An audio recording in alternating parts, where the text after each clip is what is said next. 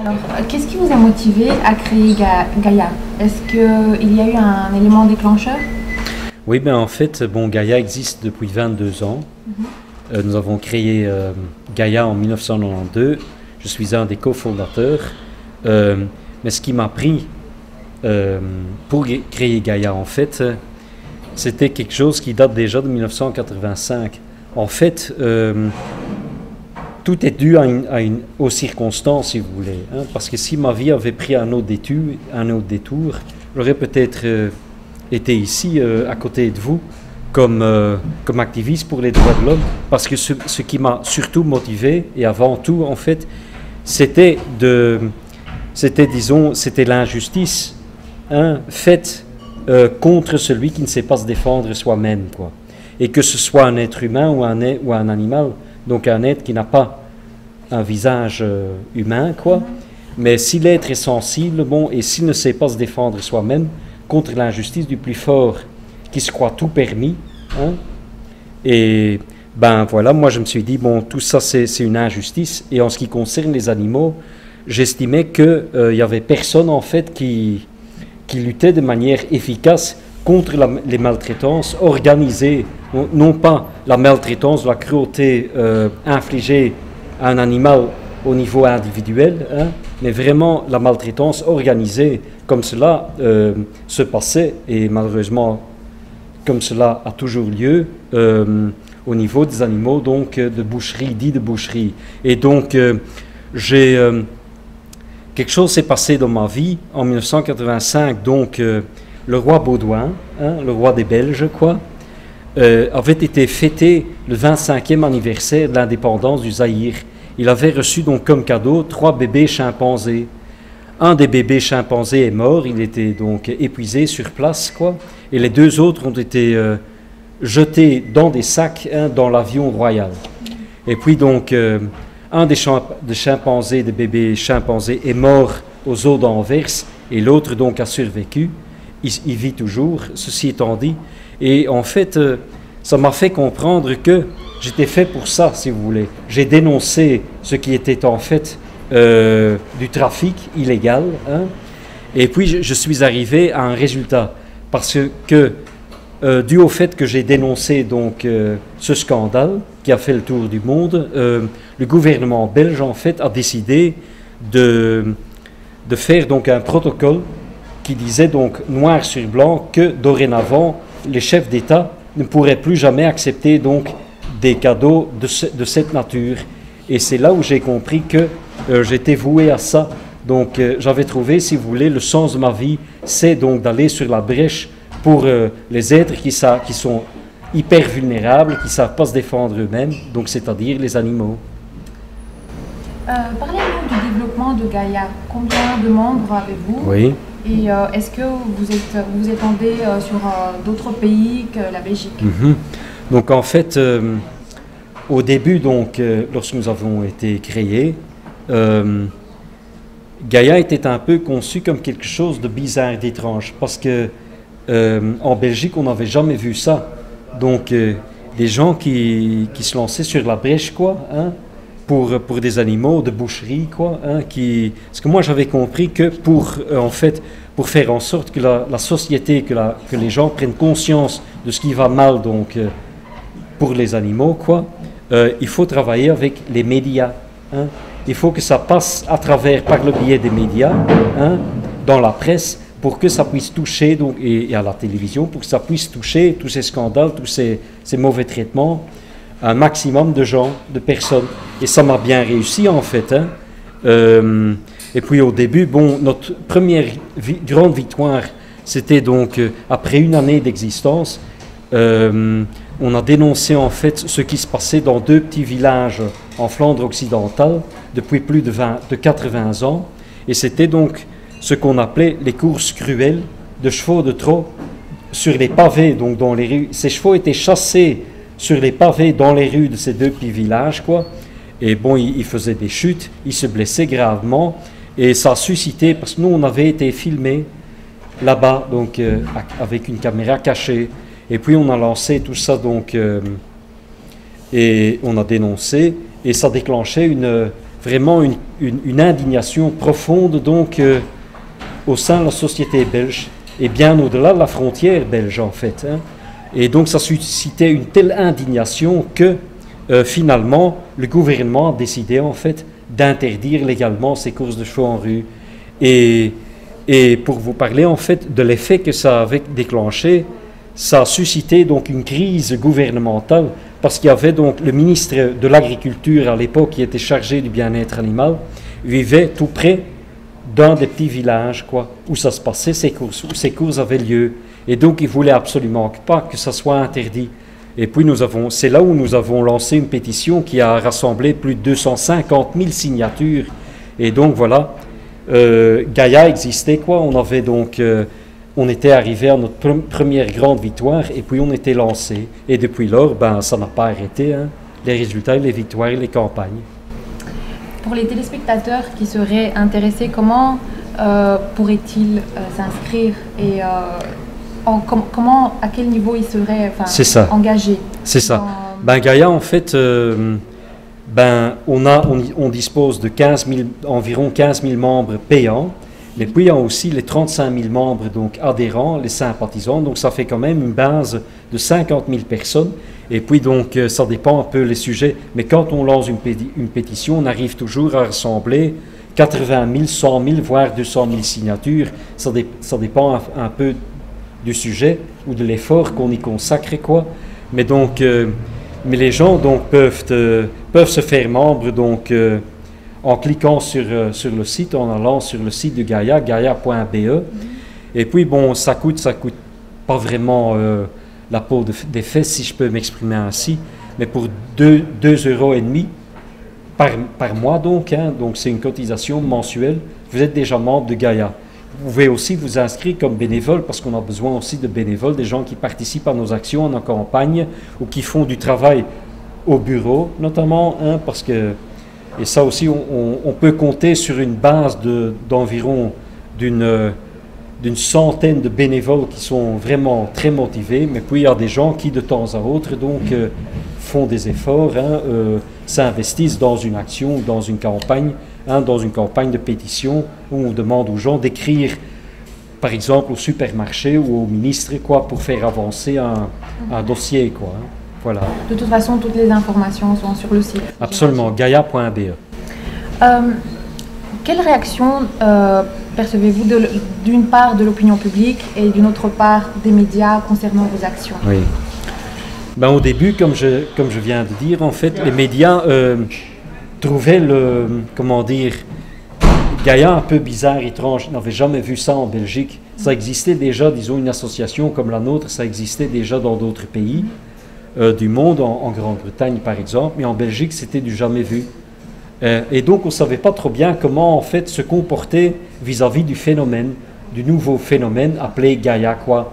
Mais petit à petit, donc, et aussi, donc, vu que nous sommes arrivés assez tôt quand même à des résultats sans précédent, en fait, qui bénéficiaient aussi des actions et des campagnes bénéficiant du soutien du grand public, quoi. Les médias ont aussi, donc, compris que le bien-être animal, c'était quelque chose donc, qui intéressait les gens, dont les gens se souciaient.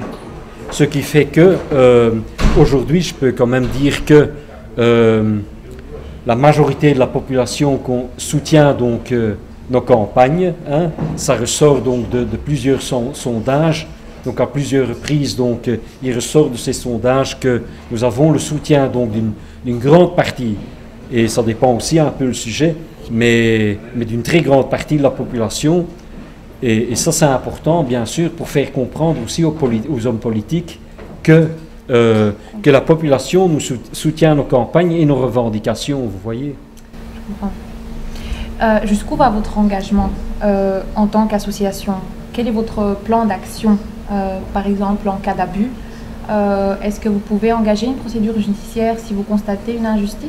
Oui, nous l'avons déjà fait aussi à plusieurs reprises. Par exemple, donc, en 2000, nous avons donc dénoncé les cruautés qui se passaient donc, sur les marchés de bétail d'Anderlecht et de Sydney. Ça a suscité et engendré en fait une indignation extraordinaire en Belgique, mais aussi dans le monde entier, parce que nous avons été filmés là-bas, nous avons filmé ces cruautés qui avaient lieu déjà depuis plusieurs décennies. Et là, nous avons donc aussi entamé donc une procédure judiciaire. Et après 8 ans, parce que bon, en Belgique, bon, les affaires judiciaires, ça prend du temps avant que ça n'aboutisse.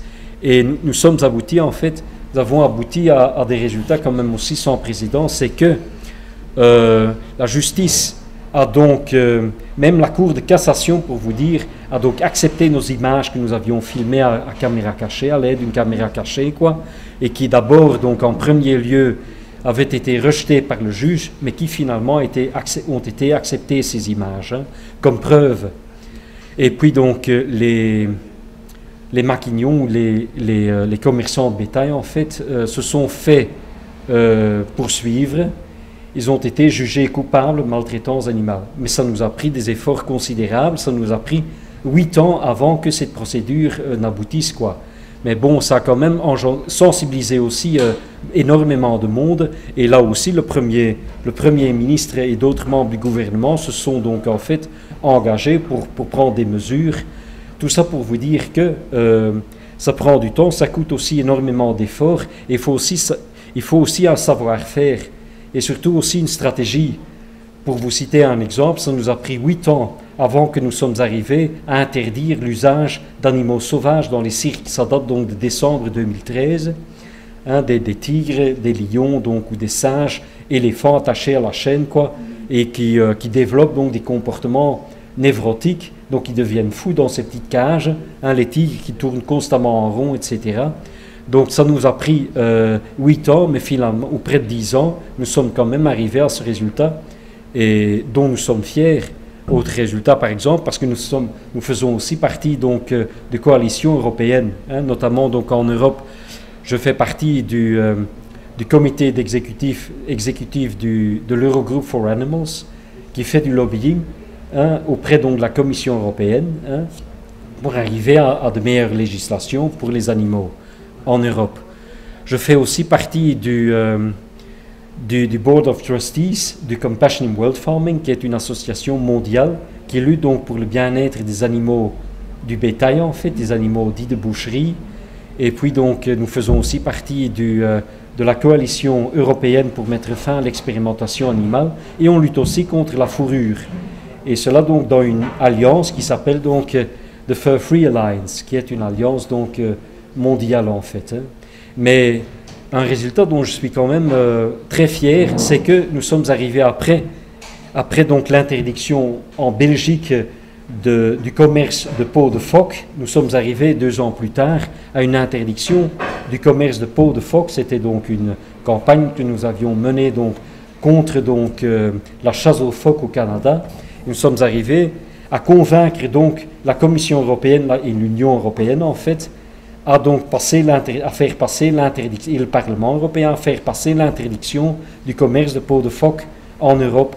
Et comme ça, donc, de cette façon, de cette manière, les frontières de l'Europe se sont donc fermées pour tout produit qui est l'issue, en fait, de chasse cruelle donc aux phoques, comme cela se passe manifestement et malheureusement toujours au Canada. Et le Canada, donc, a déposé plainte donc auprès de l'OMC, donc l'Organisation mondiale du commerce. Et là, nous sommes arrivés aussi, pour la première fois, parce que c'est quand même assez historique, de convaincre en fait l'OMC de reconnaître donc le bien-être animal comme une valeur importante au niveau mondial, donc, hein, donc une valeur universelle. Et l'OMC a donc rejeté la plainte du Canada contre donc la loi donc européenne. Et là, on peut quand même en être fier, je crois, parce que, bon, en tant qu'association belge, on a quand même réussi, on n'était pas les seuls, en collaboration avec des associations internationales et mondiales, mais quand même à convaincre non seulement l'Europe, mais aussi l'OMC à reconnaître donc, et à prendre donc au sérieux donc, le bien-être animal. Et ça aussi, c'est sans précédent. C'est une belle réussite. C'est une très belle réussite. On peut dire que c'est celle dont vous êtes le plus fier? Oui, oui, absolument, absolument, parce que bon, en tant qu'association belge, hein, étant active dans un petit pays comme la Belgique, on a quand même réussi donc à convaincre donc une instance mondialement reconnue et extrêmement puissante quand même, comme l'OMC, à prendre donc et à juger donc d'une bonne manière en faisant avancer la cause animale. Et ça, c'est sans précédent et à mon avis, c'est historique. Maintenant, bon, le Canada est allé en appel. Donc, nous, on soutient donc la Commission européenne qui est donc aussi partie dans cette affaire. Donc, mais on espère donc que les juges de l'OMC seront donc aussi sages donc, et jugeront de manière aussi sage comme ils ont fait la première fois. Les politiciens parlent beaucoup de société civile, oui. Mais est-ce qu'on peut dire qu'ils vous écoutent réellement? Qu'est-ce que vous avez pu, quelle influence avez-vous pu avoir sur la législation belge et européenne, par exemple? Ben, il y a quelques années, bon, je vais vous dire que le représentant belge auprès de la Commission européenne, auprès de l'Union européenne, a dit un beau jour que, bon, on peut être pour ou contre Gaïa, mais quand il s'agit de bien-être animal, Gaïa est devenu incontournable. Je crois qu'il s'agissait quand même, je l'ai pris comme un joli compliment en fait, et ça dit quelque chose sur l'influence que nous avons et sur l'importance en fait. Et en Belgique aussi, je dois vous dire que quand on frappe à la porte, les portes s'ouvrent quand même au niveau politique. Maintenant, il faut dire que les politiciens ne nous écoutent pas toujours, ils écoutent, mais ce n'est pas pour ça qu'ils en tirent les bonnes conclusions. Mais nous, on est comme des pitbulls, hein, avec Gaïa. Quand on s'engage pour quelque chose et quand on s'est lancé dans une campagne, ben, on ne lâchera pas. Quand on mord, on ne lâche plus. Quoi. Et ça peut prendre donc des années entières, ou des 5 ans, 10 ans, voire 20 ans. On s'en fout. Pour nous, c'est le résultat final qui compte, hein, et on continuera toujours, on ne lâchera jamais les animaux. Quoi. Parce que, bon, vous voyez, bon, la question n'est pas si nous, on peut vivre donc avec la situation. La question se pose si ça aide les animaux. Donc, hein, et c'est pour ça que nous avons quand même réussi à obtenir des percées, des avancées, tant au niveau belge qu'au niveau européen. J'ai cité quelques exemples, par exemple, mais je pourrais encore en citer plus. Par exemple, au niveau européen, déjà, nous avons réussi, en collaboration avec nos partenaires et nos collègues donc, au niveau européen, d'arriver donc à l'interdiction européenne des cages classiques de batterie. Donc ça concerne donc les poules pondeuses. Hein. Ça a pris bien sûr 12 ans, parce que ça prend toujours du temps avant que la loi entre en vigueur. Mais en 2012, cette loi est entrée en vigueur. En plus, il faut savoir aussi que Gaïa, quand on travaille sur, sur 2 plans. Le premier plan, en fait, ou le premier volet, c'est le volet politique. Hein, on essaye donc de faire changer les lois. Mais le deuxième plan, qui est devenu de plus en plus important, c'est le volet, en fait, du monde de l'entreprise. Hein. Parce que, dites-vous bien, que nous avons obtenu donc cette interdiction des cages de batterie, hein, pour les poules pondeuses, qui sont vraiment infernales pour les poules pondeuses. Mais en même temps, nous avons commencé, en fait, à sensibiliser aussi les grandes surfaces, donc le monde de la distribution, hein, le retail, comme les Anglais disent. Et ça, il faut dire que les décisions qui sont prises à ce niveau-là, ben, ça passe beaucoup plus vite que les décisions au niveau politique et surtout au niveau européen, quand ils sont donc à 28 autour de la table, 28 pays par exemple. Bon, autour de la table, ben, les décisions, ça se fait attendre. Hein, alors qu'au niveau de la prise de position ou du decision making, hein, au niveau donc des entreprises, ça va beaucoup plus vite. Et voilà pourquoi nous sommes arrivés à convaincre en fait toutes les chaînes de grandes surfaces en Belgique de ne plus vendre donc des œufs frais provenant donc de cages, de systèmes de cages.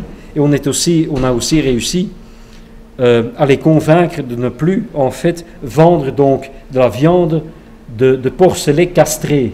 Hein. Ça nous a pris du temps, ça nous a pris des années pour les convaincre donc, mais plus aucune chaîne de grande distribution en Belgique ne met en vente plus la viande fraîche de porcelets castrés, ce qui met en fait une fin donc à une cruauté qui laisse en fait la société en Belgique perplexe. Hein. Maintenant, ça continue encore dans d'autres pays, mais quand même, bon, il faut commencer quelque part.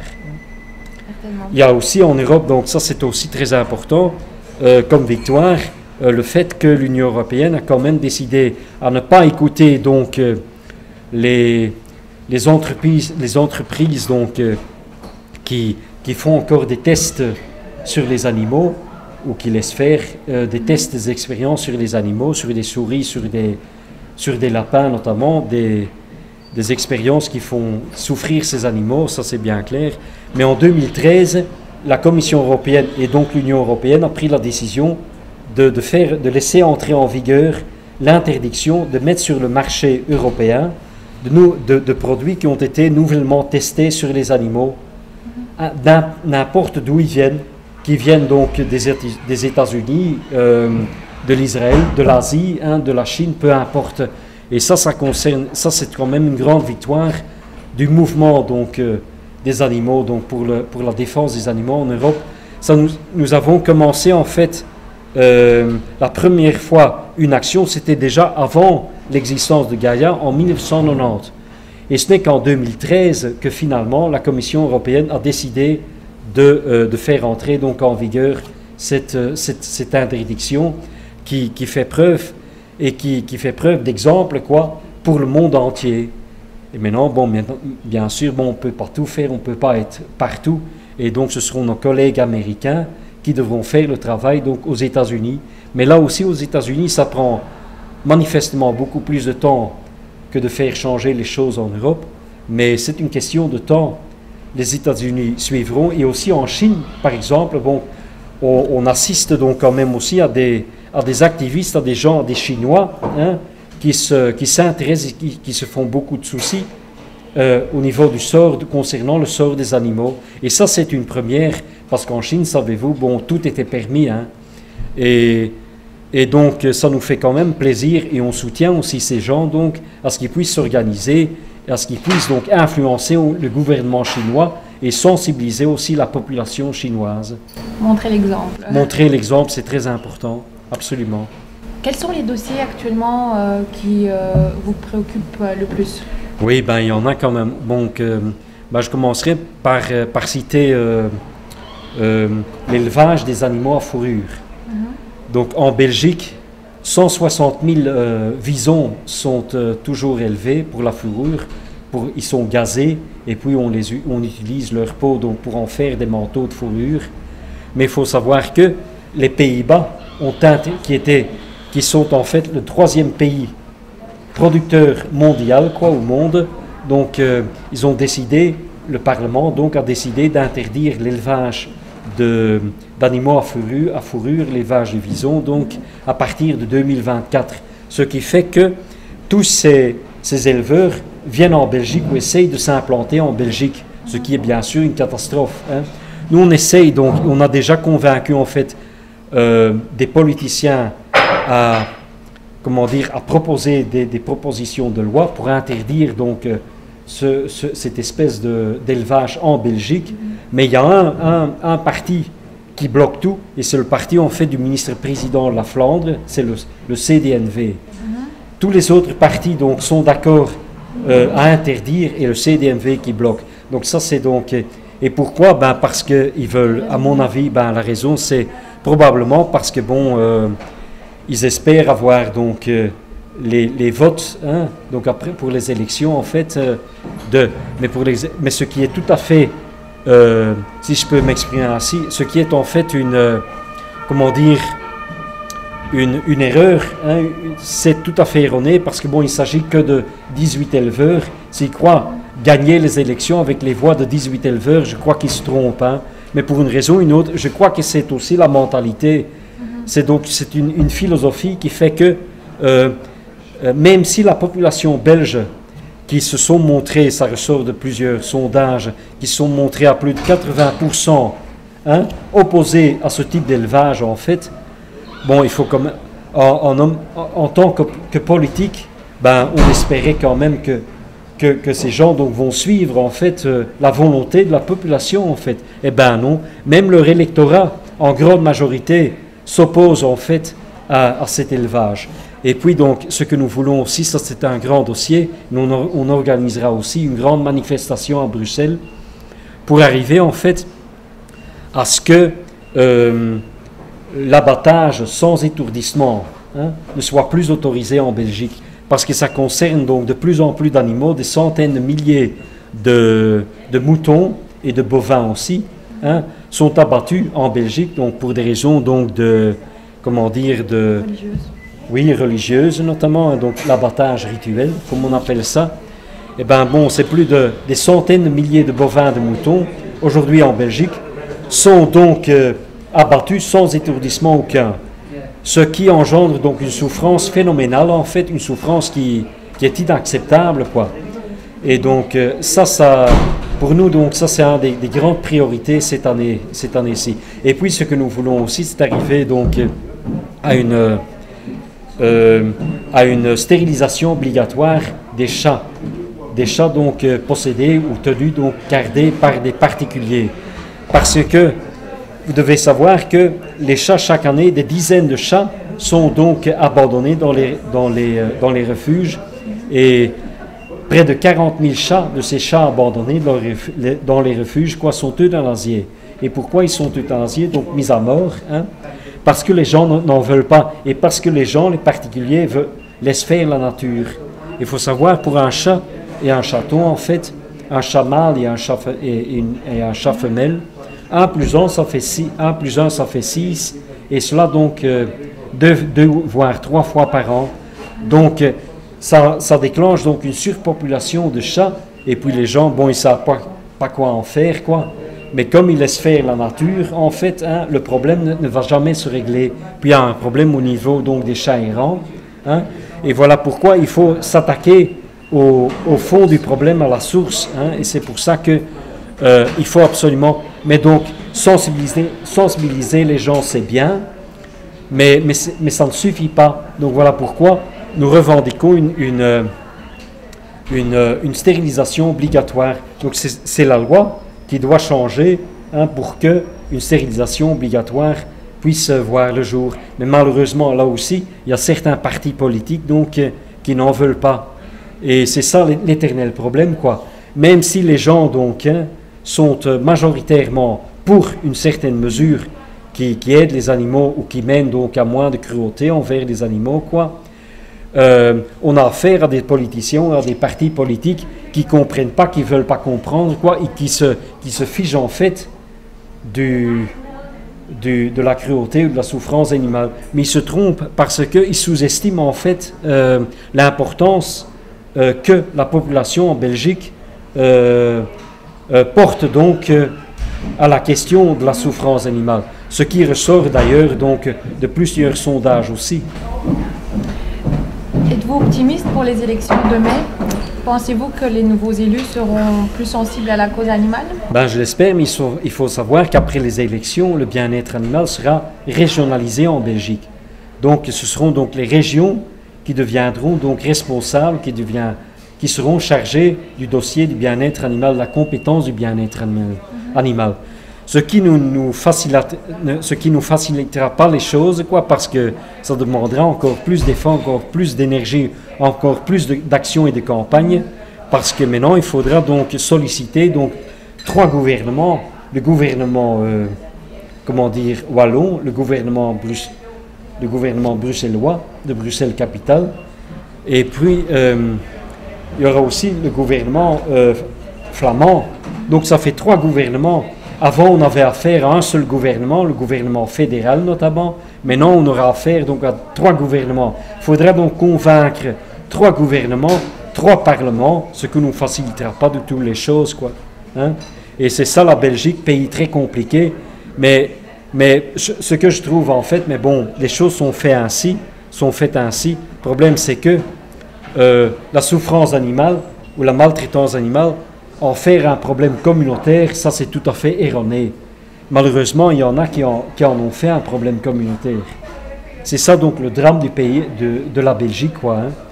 Est-ce que ça va aider les animaux? J'en suis pas tellement sûr, mais bon, on fera tout pour que le sort des animaux avancera en Belgique, et s'améliorera en Belgique. Voilà pourquoi Gaïa a été créé, et on continuera, disons, à assumer notre responsabilité et à suivre la voie que nous avons suivie déjà depuis 22 ans. Eh bien, il faut plus de gens comme vous, je pense. Merci. Merci beaucoup.